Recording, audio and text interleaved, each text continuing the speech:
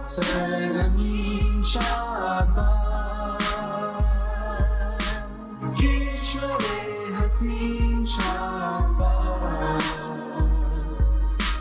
तूल शाने अज़्मे आली शान अर्ज़े पाकिस्तान मरकज़े पीन शाबाद पाक सरज़मीन का निज़ाम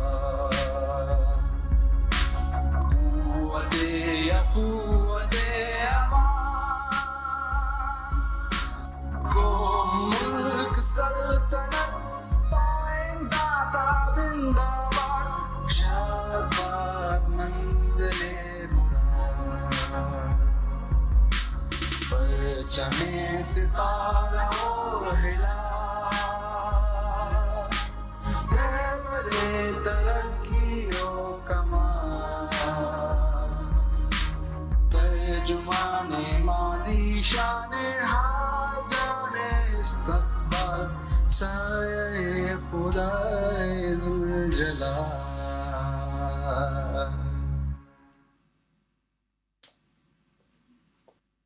So now I would like to request Dr. Alnoor Bhimani to please start with the presentation.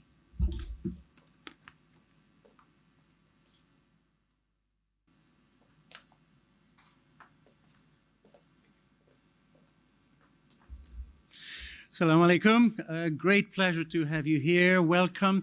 My name is Alnoor Bhimani. I'm a professor at the London School of Economics, also the director of the South Asia Center at the London School of Economics, and also honorary dean of the Suleiman Dawood School of Business right here. Delighted to have you all here. The South Asia Center at the LSE was established in 2015. It was established to, in a sense, bring South Asian countries to the world and also to discuss issues and extricate a variety of discourse around what is happening in South Asia. Of course, that region comprises about 25% of the global population, so a lot of lessons to be learned about what is happening here. We've, as a South Asia Institute, we've come to LUMS before at Pakistan at 70, and so 5 years have gone by. We were also celebrating a variety of issues at the other business school, the IBA in Karachi. The South Asia Center has, over the years, established a long number of tackling of issues and engaging in conversations. During COVID, it's been online primarily, but we make sure that we visit the South Asian countries to actually have conversations engaged in person. So this is one of these key events. I have to, of course, thank certainly the Babar Ali Foundation for financing and giving us a major gift to engage in the activities today and in the past. And indeed, of course, Babar Ali, whom we'll see later on today, is one of the founders of LUMS. So a great pleasure to have you all here. Now, if we think about issues relating to South Asia, there are a variety of things that we could be saying. Each of the countries here represent a diversity of strengths, a number of challenges. We've debated a lot of these, and today we're debating two key ones. First of all, we'll have a session that deals with the decolonization of law in modern Pakistan, and we have major distinguished speakers that will address some of the issues there. In the second session in the afternoon, we'll be looking at a variety of issues tied to economic developments and how Pakistan can rise into the next perhaps 10 years, perhaps 25 years. We certainly hope to be here when Pakistan turns 80 and when it turns 100 and perhaps in between. But the idea of the discourses here is really to track and engage in conversations that I think will elevate some of the understandings and awareness of the variety of issues that we need to tackle and address. Now, I've been coming to Lahore many times, and I have to say that Lahore's beauty is absolutely tremendous. Of course, there's the Mughal architecture, and then there's a more modern architecture of the city. If I, go to places, I get astounded, like, for instance, Aitchison College or Government College or the Punjab Law Courts or Lahore Museum, and all that architecture is absolutely tremendous. If we look at the origins of that architecture, there's one key person that is tied with this, and this is the great civil engineer and architect Gangaram. And he basically designed these buildings, and he also made a lot of money, and he was a great philanthropist, and he basically established homes for the homeless and for women and destitute children and others. He also established a hospital, the Gangaram Hospital. And so I was finding out about the history of this, and then I also came across a great story writer, Manto. And Manto writes incredible stories with a real punch, and he has this lovely story which is entitled The Garland, where he describes in 1947, during the religious riots, kind of inflamed mob, an inflamed mob that approached the statue of Gangaram, and they started to throw stones at that statue, and they covered it with coal tar. And one individual made a garland made of old shoes, and he went up the statue and he put it around the neck of the statue of Gangaram. And then the police arrived, and they started to shoot, and people were injured, and the person with the garland kind of fell off the statue and was badly injured. And the mob shouted, "Let's take him to Gangaram Hospital." The interesting twist of that story is that every country, like Pakistan, has a great history, and there are different perceptions of that history. And how we perceive history, how we perceive our past, says something about how we move forward into the future. The debates here are going to be doing just that. We'll be looking at the structures that have built Pakistan, from economic to judicial to health to education and others. So we'll be debating these issues in the context of how we go forward on a variety of different platforms. Now, this is key, I think, to any event such as this. I think it's also key to the two institutions, LUMS and LSE. Both institutions are about engaging in debates around issues that build the world, that take us to tomorrow as intelligently and as thoughtfully as possible. So those are some of the issues that we'll be debating today. So as I say, we'll shortly have the first session, which deals with decolonizing the law. In the afternoon, we'll talk about economic development issues. And then we have the inaugural LSE annual lecture for the South Asia Center. And Babar Ali Saib is going to be having a discussion with me on a variety of issues around the idea of building the state. So we have a great number of activities taking place. You'll see on the screen that this is being recorded, and in about 2 weeks' time we'll have the recordings placed on the web. Now, what I'd like to do is also invite our Rector and our Vice-Chancellor. Our Rector is Shahid Hussain. He's a great businessman. He runs a large organization that is incredibly successful, but he also is chair of the Shahid Hussain Foundation, a great philanthropic set of activities here at LUMS and outside as well. And that'll be followed by an introduction by our Vice-Chancellor, Arshad Ahmad. He's a great educator, a firm believer in learning without borders and the notion of transdisciplinarity. This year, you'll be pleased to know that the Association of International Business awarded him the Educator of the Year award. It's a tremendous achievement. So let me then welcome, first of all, our Rector and then our Vice-Chancellor to say a few words. Thank you.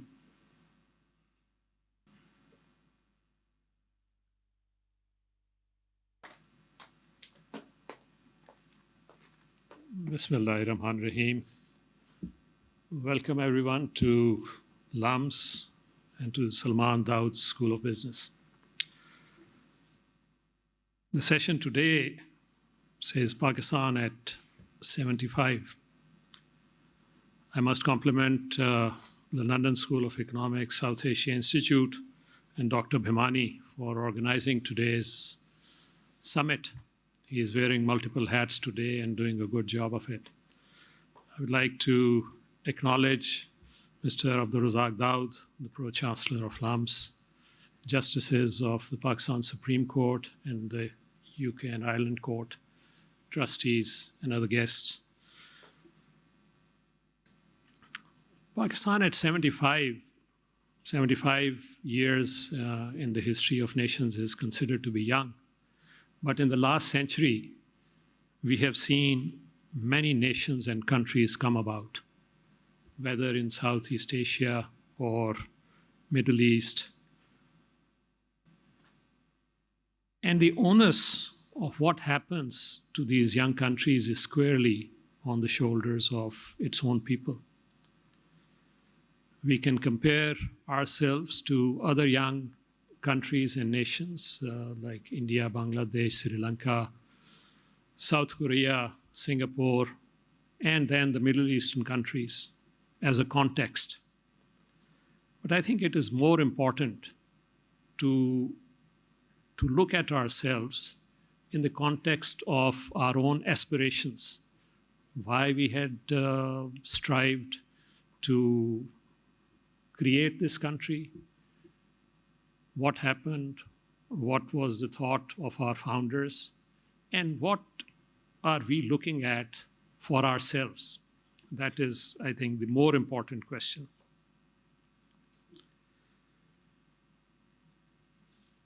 I see that we don't have a session today on education, but I'll just talk a little bit about it from the context of LUMS and other institutions that I'm involved with. They say that education is no guarantee for any nation to be successful, but at the same time, no successful or developed nation is uneducated. Now, LUMS started about 35 years back. The 35 years have gone by rather quickly, just as the 75 years for Pakistan have gone by rather quickly. Two of the initial three founders, Mr. Abdul Razak Daud, Dr. Pervez Hassan, are sitting here right with us. And Mr. Babar Ali will be joining us later in the afternoon. LUMS has developed as an enabler, providing good quality education.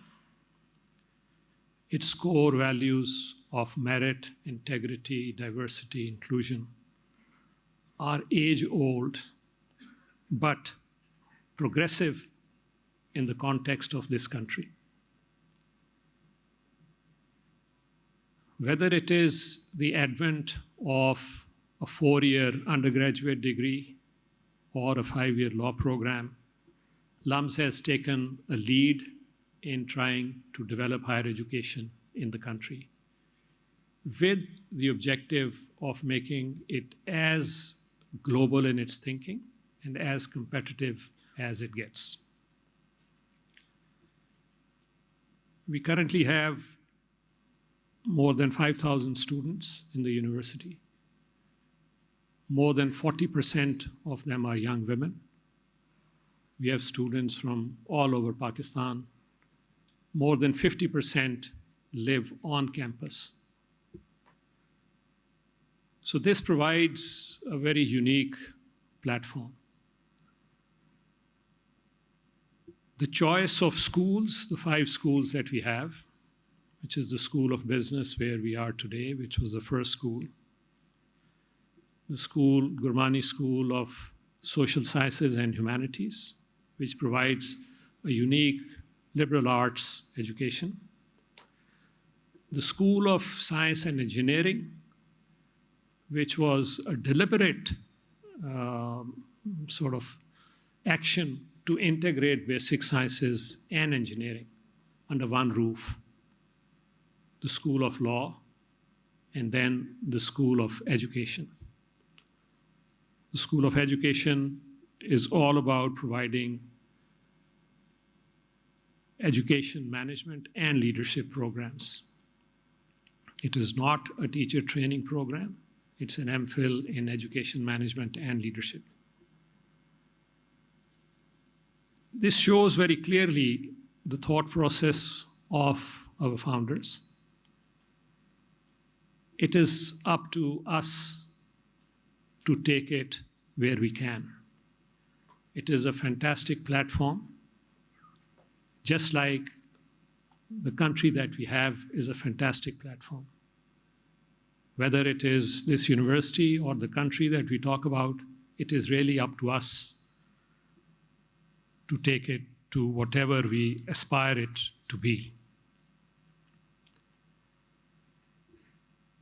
Will today's discussions only dwell on the past 75 years, or will there be a good conversation on what and where we should be and how can we get there?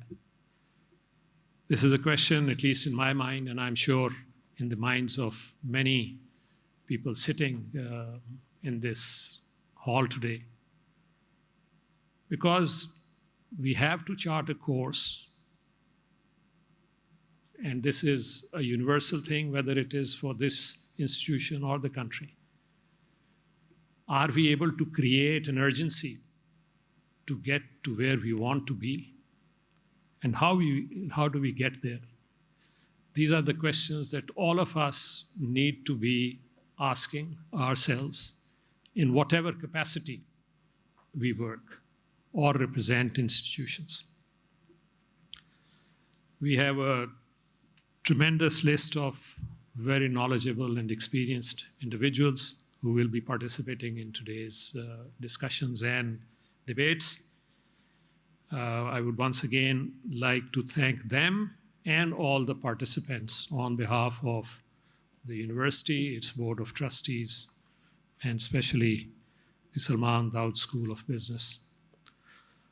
Thank you, Dr. Bhimani. Thank you again for organizing this session, and we look forward to a wonderful day of discussions. Thank you.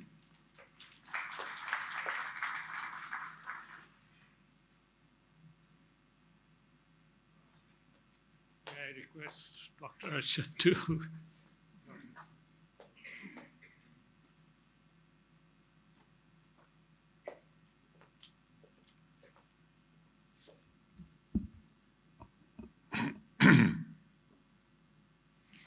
Assalamu alaikum, everyone, and good morning. Welcome, greetings to you, and thank you for being here. Thank you, Shahid Saab, for your words of welcome and your insights and the prescient questions that you've raised. I also want to echo my thanks to Dean Bhimani for leading and bringing the South Asian Conference to LUMS, and acknowledge Sayyid Bawali Saab, our founding father, for generously supporting this event. We are really in a treat today to hear from our Chancellor, Razak Daud Saab, and of course from an array of distinguished and very eminent panelists from near and far, and from the audience, hopefully, who are joining us for this very exciting event. Pakistan at 75 brings us to prescient topics to modernize Pakistan, to build capacity to become a powerhouse, and to embark on a bold nation-building agenda. Of course, these are the kinds of topics that give us pause for reflection. And yet, as we walk into this room today, there are dark clouds on the horizon, and many of us may feel that they have reached an inflection point to confront the type of existential questions in our own backyard. And yet it is so easy to be drawn into a world that appears to become more volatile, more uncertain in an era of not only complexity, but also ambiguity. And yet here we are. And still, today, I think because we believe in our ability to collectively navigate what The futurist and author H.G. Wells famously observed in 1920 as, and I quote, "Human history is running a race between education and catastrophe," unquote. I think we're here today because we believe that we can win that race. Ladies and gentlemen, if we are truly going to learn from the wisdom of our panelists, let me echo what Shahid Saab said earlier on, that we have to think how we can take these ideas from today's conference and do our parts better than ever before, and in ways that will inspire others to make for a better world.